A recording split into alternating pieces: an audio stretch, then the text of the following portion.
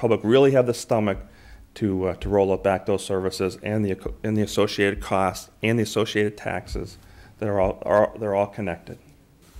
Right. Thanks, Tom. Don? Yes, an excellent question, Bill. From my experiences in dealing in the corporate world in the past, the budget process was always extremely difficult, and over the latter years, as I'm sure Bev can address as well, in the corporate community, everything became zero-based budgeting, and I think we all wasted a tremendous amount of time, frankly, with that process in many cases because we didn't set up a set of priorities initially. And I think that when you're sitting down and looking at your budget, all we can ask, what we need to ask our department heads is to sit down and define what their priorities are very specifically. 1, 2, 3, 4, and to indeed try to link that into a larger goal for the entire city. Once those priorities are established, then it's an issue of trying to fund those priorities as best one can. It's always a tough choice. As I said before, the devil is always in the details, but I think that's the basic approach one has to have. And I think these department heads here in Londonderry have done an outstanding job. I think they're very competent people. They know indeed what they're dealing with. To ask them to do that, I think, is a practical approach. I think they'll come up with some good solutions. Okay, thank you. And let's go to April's second question. And let's start with Deb. All right, my second question for you is, do you support the proposed labor agreements for firefighters and town management? Why or why not? I'm new to this game, and I don't have all the facts and details, so I don't want to give a response to that without having all the information. That's really putting me on the spot, only because I don't have all the facts. Please note that I'm not trying to scurry away from the question. I simply don't know the facts, all of them at this point in time, because I am a newcomer to this. I have been listening to the meetings, getting familiarized. I know there's great controversy. I know there's controversy over employees and contractors and the whole 9 yards. Trust me, now that people know that I'm going to be on the committee, people have been approaching me, asking me questions, and I have refrained. I don't want to give any on-the-spot impromptu. I definitely am a person that looks at all the facts and the impacts of those decision makings, and it's not one individual, it is the committee. So I'm going to abstain from answering that at this point in time. Thank you. All right. Tom, let's go to you. Over the past several years, I have a very public record on supporting or rejecting the various union agreements that have come before the council and now that have come before the budget committee on both the town and school side. And some I've supported and some I haven't. My support for or against has been typically led by what I'll call vectoring of services and costs. Through the process of negotiation and negotiating in good faith, we have been kind of nipping away at some of the benefit levels and also trying to staying competitive with the surrounding communities with which we compete for labor of those particular pools, whether it be a police labor, fire labor, and now in the budget committee we have school department employees, we have library employees, different unions, different pools of labor, and you're competing in different markets. So you have to stay competitive so you don't lose all your good employees to surrounding communities. So if the vector is pointed in the right direction, if we are continuing to improve the town's position, I am, I think, experienced enough to know that you can't get it all in one fell swoop.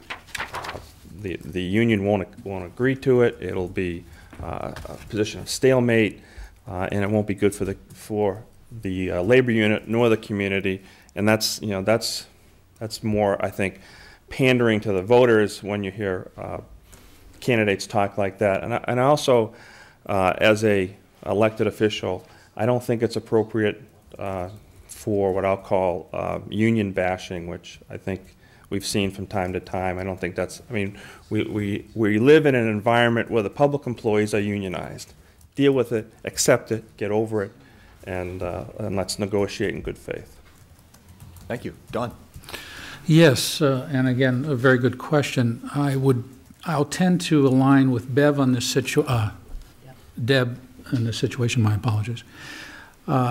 Because I really don't have the experience in the specifics here. I understand that the LAEA, the firefighters, the library union members, school support workers, and schools custodians are all upcoming contract issues.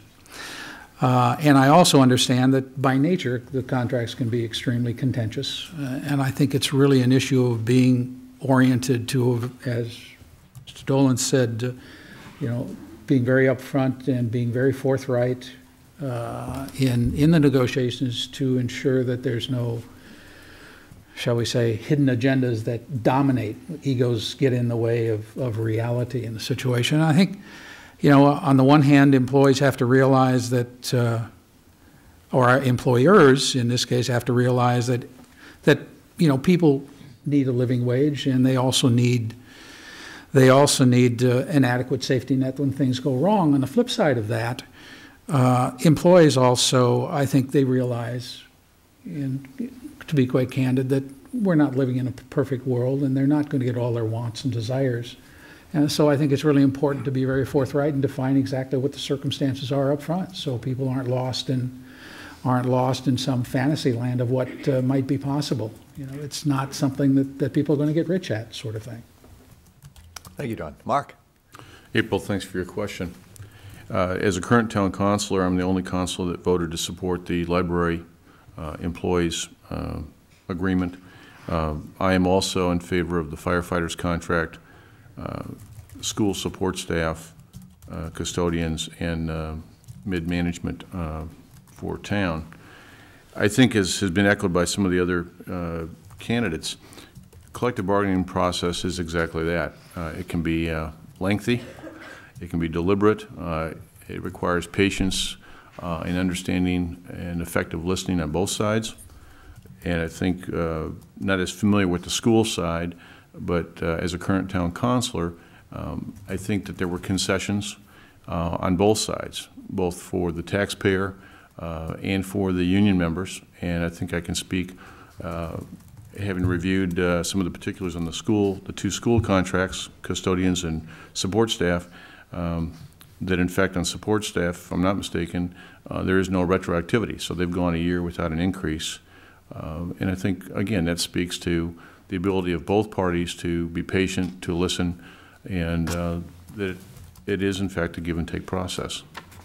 So I would hope that we can support these people. Many of them are fellow taxpayers, live in the community, have families, raise families in the community. I know that both town and school look at 8 to 10 neighboring communities that we feel are representative of Londonderry. And I'd be remiss if I tried to name them all. Derry, Hudson, and Merrimack are three that come to mind, and after that I may not have them all. The point I'd like to end with is that in most of these contracts, we end up probably no better than 4th and no worse than 6th out of 10th.